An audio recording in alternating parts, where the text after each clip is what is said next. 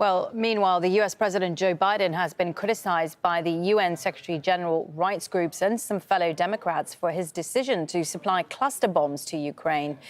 They are banned by more than 120 countries, but not the U.S., Russia or Ukraine. The White House says it's aware of the risks to civilians, but it couldn't leave Ukrainian troops defenseless. The latest to criticize the move has been the US ally, UK Prime Minister Rishi Sunak. Let's go to our White House correspondent, Kimberly Halkett, who's live for us now. Kimberly, so talk us through exactly the reaction back home in the US to President Biden's move. Well, it's not sitting well with some members of the president's own Democratic Party, specifically the progressive wing or the further left wing of the Democratic Party. You have to remember that when the president came into office, he said that the foundation of his foreign policy was going to be human rights, that this would be the sort of the forefront of making all of his foreign policy decisions. And so that is why they are upset, because this is a decision that seems completely opposite of that.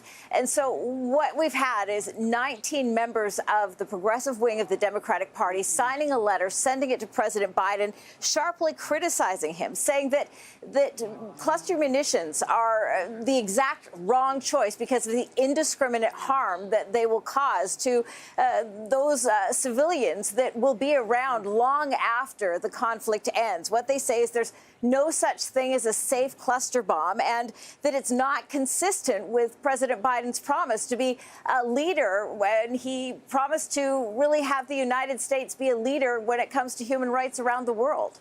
No, indeed. And there is an element of hypocrisy here, isn't there? I mean, the U.S. has in the past criticized Russia, for example, for using cluster bombs in Syria. Now it's giving them to Ukraine. Yeah, that's right. In fact, very early on in this conflict, the White House press secretary was asked about the use of Russia using cluster bombs. And what the response was if that were true, it would be considered a war crime.